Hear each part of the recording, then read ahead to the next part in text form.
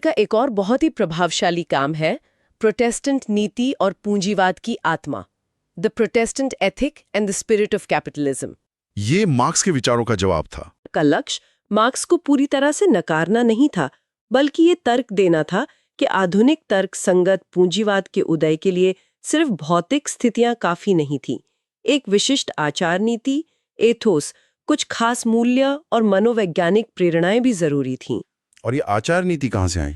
Weber ने इसका स्रोत निर्वाणवादी प्रोटेस्टेंटवाद, एस्थेटिक प्रोटेस्टेंटिज्म, खास तौर पर कैल्विनिज्म में खोजा। कैल्विनिज्म ने पूंजीवाद को कैसे बढ़ावा दिया? वेबर ने एक चुनावी समानता, इलेक्टिव अफिनिटी की बात की, यानी निर्वाणवादी प्रोटेस्टेंटवाद के कुछ विचारों और पूंजीवादी की आत्मा, स्पिरिट ऑफ कैपिटलिज्म, मतलब अपने आप में लाभ कमाने की तर्क संगत व्यवस्थित खोज और उसे फिर से निवेश करने की प्रवृत्ति के बीच एक आपसी खिंचाव और सुदृढ़ीकरण था। कौन से धार्मिक विचार थे वो? जो पूंजीवाद के लिए जरूरी थी।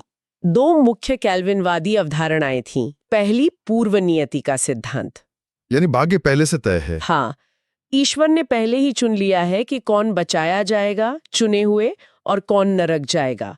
ये भाग्य बदला नहीं जा सकता। इससे लोगों में बहुत ज्यादा आध्यात्मिक चिंता, स्पिरिचुअल एंग्जाइटी पैदा हुई। वो ये जानने के लिए बेचैन हो गए कि वो चुने हुओं में से हैं या नहीं। तो उन्होंने क्या किया? वो चुने हुए होने के संकेतों की तलाश करने लगे और धीरे धीरे ये माना जाने लगा कि अपने आह्वान या पेशे में, मतलब अपने सांसारिक काम में जो मेहनती व्यवस्थित सफलता मिलती है, वो ईश्वर की कृपा का एक संभावित संकेत हो सकती है। तो कड़ी मेहनत करना एक धार्मिक कर्तव्य बन गया।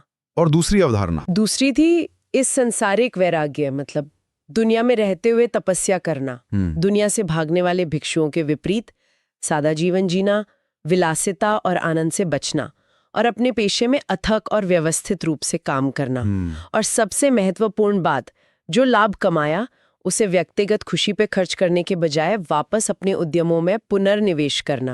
तो कड़ी मेहनत और बचत, पुनर्निवेश। हाँ, कड़ी मेहनत प्लस बचत, पुनर्निवेश, जो मूल रूप से धार्मिक चिंता से प्रेरित थी। हाँ, इससे अनजाने में व्यवस्थित पूंजी जमा होने लगी। हाँ, प्लस एक अनुशासित तर्क संगत कार्यनीति बनी। हाँ, इसी से पूंजीवाद की आत्मा पैदा हुई। हाँ, और जिसने आधुनिक तर्क संगत पूंजीवाद के विकास में मदद की। इसने मनोवैज्ञानिक रूप से वो उद्यमी बनाया जिसकी पूंजीवाद को जरूरत थी। ये तो बहुत ही दिलचस्प कनेक्शन है विचारों और अर्थव्यवस्था के बीच।